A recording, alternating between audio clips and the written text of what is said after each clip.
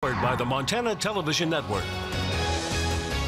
Montana This Morning continues on Montana's News Leader.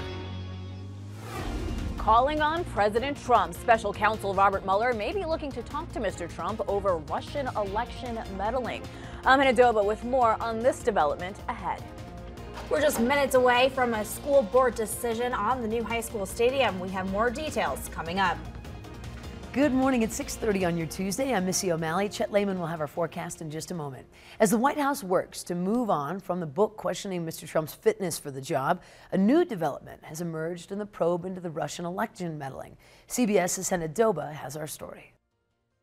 CBS News has learned that special counsel Robert Mueller wants to interview President Trump as part of his investigation into Russian meddling in the 2016 election. Mr. Trump's lawyers have already met with Mueller's team to discuss possible arrangements. That development came on a day the president mostly spent outside of Washington. Last night, the president was in Atlanta to attend the college football championship game. Mr. Trump took the field before the kickoff and even sang along while the national anthem played.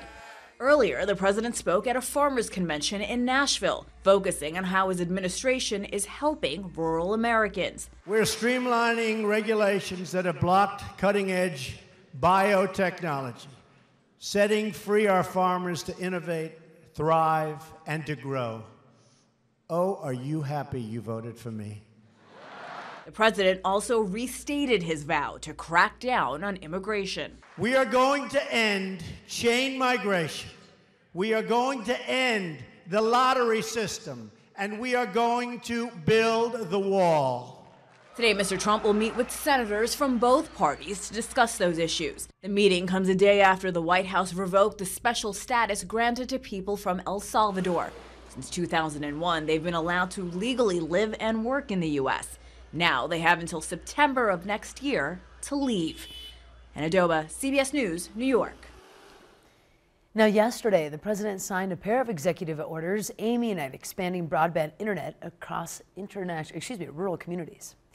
In other news, here in Montana, independent rural telecommunication providers cover more than 70% of the state with high-speed broadband internet. According to the Montana Telecommunication Association, as of mid-2016, more than 20,000 miles of fiber optic infrastructure has been installed across Big Sky country. All of the Montanan rural schools are connected to high-speed internet, and 69% of all Montanans currently have access to broadband internet. Since 2011, nearly $250 million have been invested by rural providers for fiber optic internet technology, and that averages out to $30,000 per mile, or about $10,000 per rural Montanan. Now, just this past October, Montana Public Service Commission secured more than $100 million in federal funds to support the development of broadband in Montana. And in Montana, there's 121 internet providers, but 210,000 people have access to only one provider. 50,000 Montanans still have not wired to internet providers where they currently live. Those are some interesting facts. Interesting right stats. Yeah. Some mornings it's right here in this building we don't have it, but that's a different story. We do have some information that we pulled off of our wired broadband internet here in the building this morning. Take a look at this. We do have a winter weather advisory in effect from 8 o'clock tonight until Wednesday morning at 10 o'clock. Could see some really interesting driving conditions. We'll tell you why in a minute. Here's kind of a mixed bag of current conditions around there right now. 20s, 30s, even some 40s, some wind blowing in Livingston, Whitehall, White Sulphur Springs, Livingston area. So just be careful if you're doing some driving around. Why are we seeing the winter weather advisory? I will explain from the Billion Auto Weather Patio in 10 minutes. Thank you, Chet. Now we do have new information on the shooting that happened on Sunday morning in Belgrade. The Gallatin County Sheriff's Office of the coroner has identified the victim of the shooting as 35-year-old Lauren Walder Devise of Bozeman. The shooting happened around 9 on Sunday morning on the 1300 block of Idaho Street in Belgrade. When police arrived on the scene, they said they found one person dead and another with injuries. The injured person was transported to the hospital. There is no information on his condition at this time. Police said on Sunday they had a suspect in custody, but did not release the identity of that person, and so far no charges have been filed. The incident is being investigated by the Belgrade Police Department. And police in Butte are still trying to find the person suspected in a casino robbery that occurred early Saturday morning. Police say the man entered the Lucky Loggers Casino just before 11 o'clock in the morning on Saturday and demanded money from an employee. Employees said the suspect appeared to have some type of weapon in his coat pocket. She gave him all the money in her apron pocket before running from the casino. We believe it's a male. He was wearing like the old pea jacket with the hood, with the fur hood on it. Other than that, there's not much of a description. What we could get, and the video or camera is of poor quality, so it's tough to get any type of photo to put out. Now, anyone with information about the robbery is asked to call the Butte Police Department at 497-1120. Other news this morning, a Bozeman man was arrested early Saturday morning after allegedly beating up a desk clerk at a downtown hotel. Christopher Ogle appeared in Gallatin County Justice Court on a felony charge on Monday with aggravated assault. According to charging documents, a Bozeman police officer was dispatched to that reported assault at the Element Hotel around 2:15 a.m. According to the reporting officer, the victim sustained more than 30 punches. He was kicked multiple times before the man identified as Ogle left the hotel. The clerk sustained a broken arm, a broken finger, and a broken eye socket. Ogle's bail was set at $15,000 with a preliminary trial date set of February 2nd. And the Bozeman School Board took up a hot topic last night, building a new high school stadium. MTN's Morgan Davies was at that meeting and brings us the latest on the design for the new stadium. The school board voted unanimously to approve the schematic design for a new high school stadium.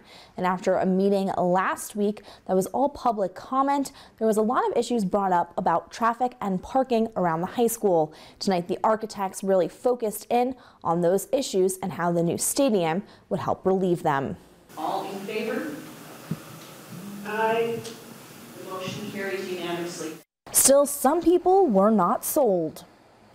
So as BHS moves to its next series of renovations, my neighbors and I are still grappling on the outside and grappling with the continuing fallout of 2010, 2012, and 2015.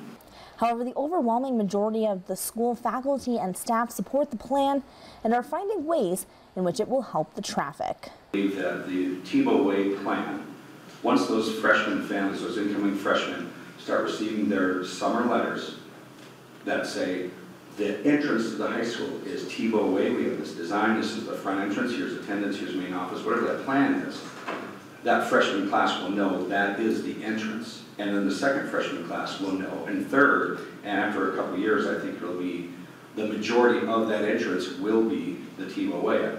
And there is one amendment made to the motion tonight, and that was to make sure that the stadium is a multi-purpose facility, meaning that music and band or community organizations are also allowed to use it.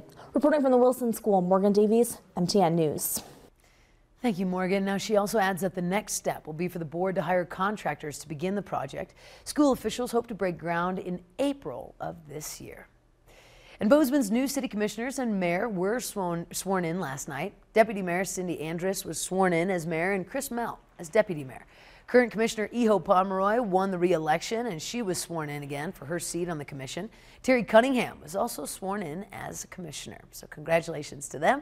We're so happy to have you here for the start of your Tuesday morning right here on Montana This Morning. Up next, we head to the Magic City for a look at your Montana-made product of the week. The Foundry's bronze statues and monuments is on full display next. But first, a quick trip to New York to see our developing headlines right here at 7 on CBS. Good morning. Ahead on CBS This Morning, we'll talk with former Vice Chairman of the Joint Chiefs of Staff, that's Admiral James Winnefeld, about the overnight agreement between North and South Korea, plus the speculation surrounding a potential Oprah presidential run. What? And the nationwide IV bag shortage that's forcing nurses to use Gatorade to hydrate patients. Gatorade, yep. We'll see you 7 o'clock on the dot.